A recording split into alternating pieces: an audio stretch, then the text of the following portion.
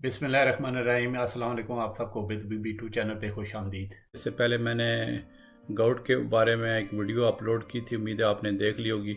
Video थोड़ी लंबी होती जा रही थी तो अब मैंने उसको स्टॉप कर दिया था। तो अब मैं इसका पार्ट 2 बना रहा हूँ। ये वीडियो बड़े ध्यान से देखें क्योंकि गाउट के जो है ना काफ़ी मरीज़ हमारे पास आते हैं, यानी कि ये बीमारी काफ़ी कॉमन है। ठीक है, तो आज मैं इस वीडियो में इंशाल्लाह आपको जो है ना इसकी प्रिवेंशन जो है और ट्रीटमेंट बताऊँगा। अगर ये वीडियो ना लंबी हुई तो इंशाल्लाह जो है ना मेरे ख्याल में ये आज जो है ना ये टॉपिक कंक्लूड हो जाएगा। तो चलें, सबसे पहले आपको इसकी प्रिवेंशन बताता हूँ। वो कहते हैं ना परहेज़ इलाज से बेहतर है। तो मेरी ये बातें सारी ध्यान से सुन लें क्योंकि अगर आप मतलब इन बातों पे अमल करेंगे तो इंशाल्लाह आपके जो आप गाउट के जो आपको आने वाले फ्यूचर मतलब अटैक्स हैं उससे आप जो है ना काफ़ी हद तक अपने आप को बचा सकते हैं। तो सबसे पहले तो बात यह है कि आप जो है ना अपने आप को मतलब जो है ना वेल हाइड्रेटेड रहें। मतलब ये है कि आप डिहाइड्रेशन ना होने दें, यानी पानी जो है ना ज़्यादा पिएँ।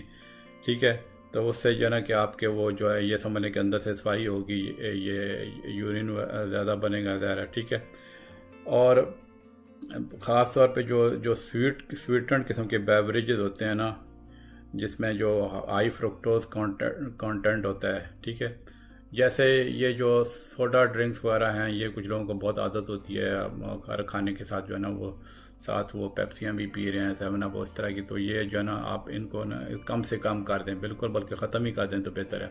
खाने के साथ आप सादा पानी बेहतर है पिएँ। ठीक है, फिर दूसरी ये कि प्रिवेंशन है कि जो लोग ये ड्रिंक करते हैं, शराब पीते हैं ख़ास तौर पे, तो वो जो है वो उसको आप बिल्कुल आप ये समझें बेहतर ये कि उसको बंद ही कर दें। वैसे भी खैर हमारे मजहबी लिहाज से देखें तो ये आराम है। ख़ास तौर पे जो लोग बियर पीते हैं तो वो जो है वो बियर जो बियर पीते हैं तो उसकी वजह से ना गाउट की सिम्टम जो है ना बढ़ने का ज़्यादा ख़तरा है। ठीक है, ख़ास तौर पे मर्दों में। तो ये आप इससे बचे रहें तो अच्छी बात है। फिर यह कि जो आपकी जो वैसे चूँकि बहुत ज़्यादा हाई प्रोटीन मतलब जैसे मैंने बोला ना कि जो लोग गोश्त वाला ज़्यादा खाते हैं तो वो या फिर जो फुल फैट जो मतलब चीज़ें आती हैं जैसे मिल्क आता है बहुत, उसमें वो ज़्यादा फैट्स भी होते हैं और जो है ना प्रोटीन भी होते हैं। तो बेहतर ये ना कि आप जो है आपकी जो अपने प्रोटीन जो डाइट में लेने हैं वो लो फैट जो डेयरी प्रोडक्ट्स होते हैं ना, जैसे जो मिल्क आता है लो फैट, तो बेहतर है वो इस्तेमाल करें। ठीक है, तो वो बेसिकली जो लो फैट जो मिल्क आता है ना वो एक तरह का गोट के लिए गोट के को प्रोटेक्ट भी करता है। ठीक है, तो जो लो फैट मिल्क है वो आपके लिए ज़्यादा बेहतर है और इससे मतलब आपको प्रोटीन भी मिलते रहेंगे और जो है ना आपको वो गाउट के अटैक भी कम हो जाएंगे। फिर यह कि जैसे मैंने बोला कि जो लोग गोश्त ज़्यादा खाते हैं और सी फूड ज़्यादा खाते हैं तो वो आप उसको कम कर दें। वैसे तो खैर प्रोटीन जो है ना आपके जो उसमें मुर्गियों में मतलब मुर्गी में होते हैं, लेकिन जो ओवरऑल आप गोश्त कम ही कर दें तो अच्छा है। लेकिन जो ख़ास तौर पे जो बड़ा गोश्त है या बकरे का गोश्त है उसमें ज़्यादा हाई वो जो है ना प्रोटीन होते हैं, मतलब उसमें फिर प्यूरिन ज़्यादा बनेंगी, जैसा मैंने पिछली में वीडियो में आपको बताया था। तो फिर वो यूरिक एसिड बनने का भी चांस कम हो जाएगा। ठीक है, फिर ये तो मैंने आपको जो ना उसका गोश्त वाला के बारे में बता दिया। फिर यह कि जिन लोगों का वज़न ज़्यादा है वो आप अपने उस वज़न पे कंट्रोल करेंगे तो वो जो है ना वो उनका ये जो है ना गाउट का ख़तरा कम हो सकता है। तो इसमें जो लोग मोटे हैं उसमें वो उनको अपने चाहिए कि अपना वज़न आस्ता आस्ता कम करें, क्योंकि मैं यही सजेस्ट करूँगा कि एकदम से वो कम ना करें। तो क्योंकि एकदम से कम करने से ना अचानक जो है ना आपका यूरिक एसिड कभी कभी बढ़ भी सकता है। तो बेहतर है ना कि वो प्रॉपर एक डाइट प्लान के साथ या एक्सरसाइज के साथ जो है ना वो अपना वेट जो है ना आस्ता आस्ता कम करें। तो ये तो मैंने आपके इसके प्रिवेंशन बता दी। अब मैं इसको आपको बताता हूँ कि इसको डायग्नोस कैसे करते हैं। तो इसमें यह कि डायग्नोसिस में क्या है कि जब पेशेंट हमारे पास आते हैं तो एक छोटी सी नीडल लेके जो है ना वो आपकी जॉइंट से थोड़ा सा वो फ्लूइड निकालते हैं। तो वो जो है ना जो उस फ्लूइड को हम माइक्रोस्कोप में जब एग्जामिन करते हैं तो आपके वो यूरेट क्रिस्टल जो होते हैं ना जिसकी वजह से ये सारी प्रॉब्लम है वो नज़र आ जाते हैं। तो एक तो ये जॉइंट फ्लूइड टेस्ट हो गया। फिर यह कि हम ब्लड टेस्ट भी करवा लेते हैं जिसमें आपका यूरिक एसिड और क्रिएटिनिन का लेवल चेक करते हैं। लेकिन ये कभी कभी इसमें ये कि ब्लड टेस्ट थोड़ा सा कभी कभी मिसलीडिंग भी हो सकता है, क्योंकि कुछ लोगों को जो है ना कि उनका यूरिक एसिड हाई होता है ब्लड में, लेकिन उनको मतलब गाउट जो है ना नहीं होता। और कुछ लोगों को जो है ना इवन सिम्टम्स साइंस होते हैं गाउट के, लेकिन ये कि यूरिक एसिड लेवल के मतलब यूरिक एसिड का लेवल हाई नहीं होता। तो ये मतलब थोड़ा सा ब्लड टेस्ट कभी कभी कंफ्यूजिंग भी हो सकता है। तो इसके अलावा फिर हम आप जो है जोड़ों के एक्सरेज ले सकते हैं जो है ना कि ताकि कोई और कॉज है इन्फ्लेमेशन की उसको रूल आउट कर सकें। फिर एक अल्ट्रासाउंड मस्कुलोस्केलेटल अल्ट्रासाउंड आता है जो आपके जो है ना जोड़ में या फिर जो आप मैंने बताया ना टॉफाई बन जाते हैं टॉफस, तो उसमें वो यूरेट क्रिस्टल जो है ना वो आपके मस्कुलोस्केलेटल अल्ट्रासाउंड से पता चल सकते हैं। फिर एक थोड़ा हाई लेवल का टेस्ट आता है जिसको कहते हैं डुअल एनर्जी सीटी स्कैन। ये जो है ना आपके जो ना जोड़ में इन्फ्लेमेशन ना भी हो तो उसमें जो ना आपकी जोड़ में वो यूरेट क्रिस्टल्स का पता चला लेता है, लेकिन आमतौर पे ये रूटीन में टेस्ट नहीं किया जाता है क्योंकि ये एक्सपेंसिव है और इतना ज़्यादा अवेलेबल भी नहीं है। अब मैं इसकी जो ना आपको गाउट की ट्रीटमेंट बता देता हूँ। तो इसकी ट्रीटमेंट में जो मेडिकेशन आती हैं उसका वो फिर हम पेशेंट से डिस्कस करते हैं कि मतलब आपकी फिर मतलब उसकी क्या प्रेफरेंस है, क्योंकि मुख्तलिफ़ किस्म की ट्रीटमेंट्स आती हैं। फिर उसकी फिर जो करंट हेल्थ है मतलब ब्लड से कोई और बीमारी तो नहीं लगी हो तो उसके मुताबिक उसको जो सूट करती हैं उसके हिसाब से ट्रीटमेंट देते हैं। तो इसकी जो मेडिकेशन आती हैं उसमें यह है कि आपके जो एक्यूट अटैक मतलब जो अचानक अटैक आते हैं और उसको फिर दोबारा फ्यूचर अटैक से बचाने के लिए मेडिकेशन दी जाती हैं। फिर ये कुछ मेडिसिन आती हैं जो आपकी जो कॉम्प्लिकेशन जब गाउट की होती हैं जो मैं आगे चल के बताता हूँ, तो वो जो है ना उसको मतलब जैसे वो टॉप हाई बन जाते हैं और उसके लिए वो मतलब गाउट की कॉम्प्लिकेशन को प्रिवेंट करने के लिए दी जाती हैं। तो पहले मैं आपको बता देता हूँ कि कौन सी मेडिकेशन दी जाती हैं कि आपके जो एक्यूट अटैक को से बचाने के लिए या फिर आपके फ्यूचर अटैक से बचाने के लिए। उसमें सबसे पहले जो है हम जो है वो आती हैं जो कॉमनली प्रिस्क्राइब की जाती हैं वो non steroidal anti inflammatory drugs हैं, जैसे जो ओवर द काउंटर मिल जाती हैं जैसे ब्रोफेन वाला ड्रग आ गई जो एडविल मोट्रिन के नाम से आती है। फिर नाप्रोक्सन सोडियम जो है ना एलीव के नाम से आती है। तो ये जो है ना आमतौर पे मेडिसिन दी जाती हैं शुरू में। फिर यह कि लेट से कि पेशेंट को मतलब जो है ना इससे नहीं आराम आ रहा तो थोड़ी सी पावरफुल जो मेडिसिन जो प्रिस्क्रिप्शन में लिखी जाती हैं वो भी नॉन स्टेरॉइड्स होती है, मतलब non steroidal anti inflammatory drugs. उसमें एक ड्रग आती है काफ़ी कॉमनली जो गाउट वाले पेशेंट को प्रिस्क्राइब करते हैं एंडोमेथासिन जो है ना एंडोसिन के नाम से आती है, या सेलिकॉक्सिब जो है ना सेलिब्रेक्स के नाम से आती है। वो भी जो है ना थोड़ा मतलब जो है ना जब उनकी सिम्टम जो है ना हल्की मेडिसिन से ना कंट्रोल हो तो ये दी जाती हैं, ये प्रिस्क्रिप्शन में लिखी जाती हैं। तो ये इसकी मतलब डोज थोड़ी बढ़ाई जा सकती है अगर एक्यूट अटैक में हो। और फिर ये कि जब थोड़ी एक्यूट अटैक का कंट्रोल हो जाए तो उसकी मेडिसिन की जो डोज कम कर देते हैं ताकि जो ना फ्यूचर के अटैक्स ना हो। तो इसमें ये एक बात ख्याल रखने की है जो ना उसमें जो ये सारी तकरीबन जो non steroidal anti inflammatory drugs हैं उसमें थोड़ा इसका उनका साइड इफ़ेक्ट क्या होता है कि आपके स्टमक थोड़ा अपसेट हो सकता है, या ख़ास तौर पे जो जिन लोगों के स्टमक में ऑलरेडी कोई अल्सर वगैरह की हिस्ट्री है तो उनके लिए ये जो ना इस नॉन स्टीरॉयडल इन्फ्लेमेटरी ड्रग से साइड इफ़ेक्ट्स हो सकते हैं। फिर एक और ड्रग आती है जिसको हम कोल्चिसिन कहते हैं जो कोलक्रेस और मिटीगेर के नाम से अवेलेबल है। ये भी एक पेन लीवर की एक टाइप है जो आपके जो ना गाउट पेन को रिड्यूस करती है। लेकिन ये कि इसके जो कोल्चिसिन के कुछ साइड इफ़ेक्ट्स ज़्यादा होते हैं तो आमतौर पे इसका इतना बहुत ज़्यादा इस्तेमाल नहीं होता, जैसे नौजिया हो गया, वॉमिटिंग या डायरिया हो सकता है। ख़ास तौर पे अगर इसकी लार्ज डोजेज में कोल्चिसिन ली जाए तो इसके साइड इफ़ेक्ट्स होते हैं। तो आमतौर पे ज़्यादातर केसेस में शुरू में ये ज़्यादा यूज़ नहीं होती। लेकिन यह कि अगर लेट से कि जब आपका एक्यूट अटैक ख़त्म हो जाता है तो जो ना इसकी जो कोल्चिसिन की जो लो डोज हम प्रिस्क्राइब कभी कभी कर सकते हैं आपके फ्यूचर अटैक से बचाने के लिए। फिर तीसरी किस्म की जो मेडिसिन आती हैं वो आपके कोर्टिकोस्टेरॉइड्स मेडिकेशन आती हैं, जैसे एक प्रेडनिसोलोन काफ़ी फेमस ड्रग है वो आती है। वो आपकी जो गाउट इन्फ्लेमेशन और पेन को रोकती है। ये आपको जो स्टीरॉइड्स की मेडिकेशन है वो गोली की शक्ल में भी दे सकते हैं। फिर स्टीरॉइड्स के इंजेक्शन आपके उसमें जॉइंट में भी डायरेक्टली लगा सकते हैं, ठीक है।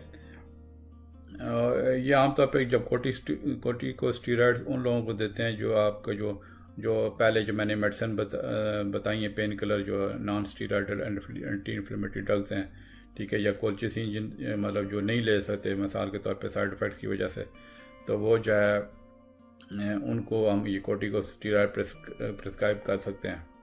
लेकिन यह कि ज़ाहिर है हर मेडिसिन का इसका भी कुछ साइड इफ़ेक्ट्स होते हैं, तो कोर्टिकोस्टेरॉइड में भी इसकी साइड इफ़ेक्ट्स हो सकते हैं, जैसे मूड चेंजेस होगी, ब्लड शुगर लेवल बढ़ सकता है, फिर ब्लड प्रेशर थोड़ा हाई हो सकता है, तो इनका भी साइड इफ़ेक्ट है। ठीक है, अब मैं आपको बता देता हूँ कि जो आपकी जो मेडिसिन जो आती हैं जो आपकी गोट की जो कॉम्प्लिकेशंस को जो प्रिवेंट कर सकती हैं, तो ये भी आप ध्यान से सुन लें। तो जो ड्रग्स आती हैं कॉम्प्लिकेशन ठीक करने के लिए, वो मैं अभी बता देता हूँ। ख़ास तौर पे जो लोगों के जो एक साल में ज़्यादा अटैक आ जाते हैं, या जिन लोगों को जो ना अटैक्स इतने ज़्यादा नहीं आते लेकिन जब आते हैं तो बहुत ज़्यादा पेन होता है, तो हम कभी कभी ऐसे पेशेंट को जो ना वो गोट को जो रिलेटेड जो कॉम्प्लिकेशन होती हैं उनके लिए मेडिसिन रिकमेंड कर देते हैं।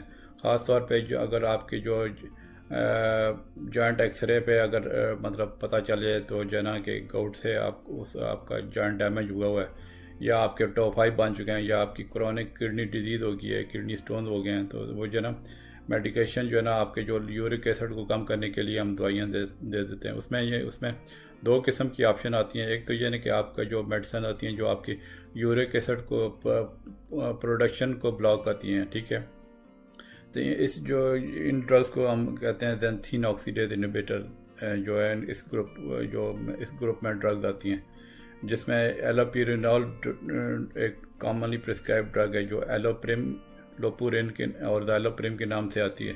फिर एक और ड्रग है फेबुक्सोस्टैट जो यूलोरिक के नाम से आती है। तो ये जो आपके जो बॉडी में यूरिक एसिड जो प्रोड्यूस होता है उसको मतलब उसकी प्रोडक्शन कम कर देती हैं, तो ज़ाहिर है फिर यूरिक एसिड कम होगा तो उसकी जो है ना वो आपके जो गोट की सिम्टम्स भी कम हो जाएंगी।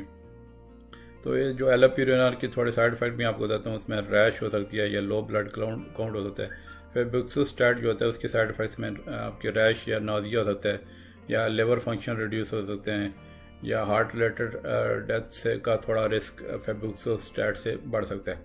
अब मैं जो है ना दूसरी मेडिकेशन बता देता हूँ जो आपके यूरिक एसिड को जो ना रिमूव करती हैं किडनी से, मतलब यूरिक एसिड रिमूवल जो है ना वो उसको बढ़ा देती हैं। ये जो इन ड्रग का जो ग्रुप है उनको यूरिकोसोरिक्स कहते हैं, जिसमें एक काफ़ी कॉमनली प्रिस्क्राइब ड्रग आती है प्रोबेनेसिट जो है ना, जो प्रोबेलन के नाम से आती है जो उसका ट्रेड नेम है। फिर एक दूसरी ड्रग आती है लीजनफ्यूराइड जो है जुरामेपिक के नाम से आती है।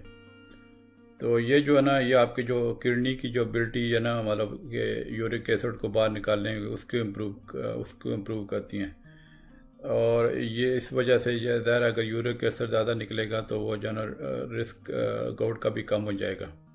लेकिन यह कि यूरिक एसिड आपकी यूरिन में वो ज़्यादा आ जाता है, ठीक है। तो इसके जो साइड इफ़ेक्ट हैं वो जो ना रैश है, स्टमक पेन और किडनी स्टोन्स का जो साइड इफ़ेक्ट हैं। फिर ये कि जो लिजनफ्यूराइड ड्रग आती है वो आमतौर पे हम जो ना प्रिस्क्राइब करते हैं आपके जो ना ज़ैंथीन ऑक्सीडेज इनहिबिटर के साथ कम्बिनेशन में प्रिस्क्राइब करते हैं, ठीक है। ये तो आपको मैंने मेडिसिन बता दी। अब मैं आपको कुछ लाइफस्टाइल एंड होम रेमेडीज़ बताता हूँ, ये भी आप ध्यान से सुनिएगा। तो उसमें यह कि जो मैंने जो पहले प्रिवेंशन में थोड़ा बताया था वही तकरीबन लाइफस्टाइल एंड होम रेमेडीज़ हैं। यही तो ज़ाहिर है जो सॉफ्ट ड्रिंक्स होते हैं जो जिसमें फ्रूट शुगर ज़्यादा होती है, फ्रूक्टोज, उसको कम कर दें। ये जो सारे जो सॉफ्ट ड्रिंक्स हैं, ठीक है। पानी का जो सादा पानी इस्तेमाल करें अपने जो फिर उसमें अपने आप को डिहाइड्रेट ना होने दें। फिर जो लोग ड्रिंक करते हैं जो मतलब बियर वगैरह पीते हैं या दूसरे अल्कोहलिक ड्रिंक्स उसको बंद ही कर दें तो बेहतर है, ठीक है। फिर यह कि जो लोग रेड मीट खाते हैं जो मतलब जो है बड़ा गोश्त जो इसमें बकरे का गोश्त भी शामिल है वो आप बंद कर दें। या फिर सी फूड जो है ना वो उससे भी थोड़ा ये यूरिक एसिड बढ़ता है तो ये कम कर दें, ठीक है। और फिर आप रेगुलरली एक्सरसाइज करें और अपने वज़न को कम करें, और आप अपने वज़न को अपने उसके मुताबिक रखेंगे, आप जो है ना हाइट के मुताबिक रखेंगे तो आप जो है ना गोट के ख़तरा से आपको अपने आप को बचा सकते हैं। अब मैं थोड़ी सी अल्टरनेटिव मेडिसिन का बता देता हूँ कि लेट्स से कि आपकी जो गाउट की ट्रीटमेंट्स जो हम मेडिकेशन प्रिस्क्राइब करती हैं वो सही तरह नहीं काम कर रही, ठीक है, तो उसमें आप अल्टरनेटिव अप्रोच रख सकते हैं। लेकिन ये कि जब आप अल्टरनेटिव मेडिसिन की तरफ इस तरह की जाएंगे तो आप ज़रूर और डॉक्टर से डिस्कस कर लें, क्योंकि हो सकता है आपकी जो कोई अल्टरनेटिव मेडिसिन ऐसी ले रहे हैं जो आपकी ट्रीटमेंट पे असरअंदाज हो सकते हैं, या उसका जो आपकी मेडिकेशन के साथ उसके साइड इफ़ेक्ट हो जाएँ, तो वो जो है ना वो आप बेहतर है कि जो भी अल्टरनेटिव आप मेडिकेशन की तरफ जाते हैं तो उसको मतलब आप डॉक्टर से डिस्कस करें। फिर ये कि ये जो अल्टरनेटिव मेडिसिन आती हैं उसमें कोई इतनी ज़्यादा रिसर्च नहीं होती, तो ये एक तरह का तो कल गाने या हिट एंड ट्रायल मेथड ही है कि हो सकता है ठीक भी हो सकता है, नहीं भी ठीक हो सकता है। तो उसमें यह कि थोड़ा सा आपको मैं ये बताता हूँ कि कुछ फूड्स होती हैं जो मतलब थोड़ा सा ना यूरिक एसिड के लेवल से थोड़ा कम करती हैं। कॉफ़ी का थोड़ा रोल है कि जो लोग कॉफ़ी पीते हैं और जो है ना जो रेगुलर कॉफ़ी और जो डीकैफिनेटेड कॉफ़ी होती है, तो वो उसका थोड़ा रोल सामने आया है कि वो यूरिक एसिड के लेवल को कम करती है। लेकिन इस तरह की कोई इस तरह की स्टडी नहीं हो ख़ास, मतलब जो है ना कि जो मतलब बहुत ज़्यादा रिसर्च नहीं है इस पर कि कॉफ़ी का क्यों इस तरह का इफ़ेक्ट है। तो मतलब इसमें ये नहीं है कि आप मेडिकेशन जो मैंने पहले बताई हैं कि आप उनको स्टॉप करके हम ये लोगों को ये कहना शुरू कर दें कि बस काफ़ी पियो तो सब कुछ ठीक हो जाएगा, तो ऐसी भी बात नहीं है, ठीक है। लेकिन थोड़ा सा रोल एक सामने आया है कॉफ़ी का, ठीक है, कि मतलब यूरिक एसिड के लेवल को कम कर सकती हैं। फिर यह कि विटामिन सी जो है कि सप्लीमेंट्स आते हैं जिसमें विटामिन सी है, वो उनका भी थोड़ा आया है कि जो है ना यूरिक एसिड के ब्लड में लेवल कम करती हैं। लेकिन कोई जो है ना मतलब कोई इस तरह की स्टडी नहीं है कि आपकी जो गाउट की फ्रीक्वेंसी मतलब उसकी सिवियरिटी की जो अटैक्स होती है उसको कम कर सकें। लेकिन ये कि एक वैसे भी फ्रूट खाना अच्छा है, तो विटामिन सी फ्रूट्स में ज़्यादा होता है, फ्रूट्स वेजिटेबल में ख़ास तौर पे जो माल्टे संतरों में होता है, तो बेहतर यही है कि आप विटामिन सी ले लें, तो वो अच्छी बात है। वैसे भी सेहत के लिए मतलब अच्छा होता है, फ्रूट्स वगैरह ज़्यादा खाने चाहिए, तो आपके जो यूरिक एसिड लेवल भी कम रहेगा। फिर एक चेरी फ्रूट आता है, चेरी फ्रूट जो है ना वो आपके यूरिक एसिड लेवल को कम कर सकता है और गाउट अटैक से भी थोड़ी इसकी बचत हो सकती है, ठीक है। लेकिन इसके लिए और रिसर्च की ज़रूरत होती है।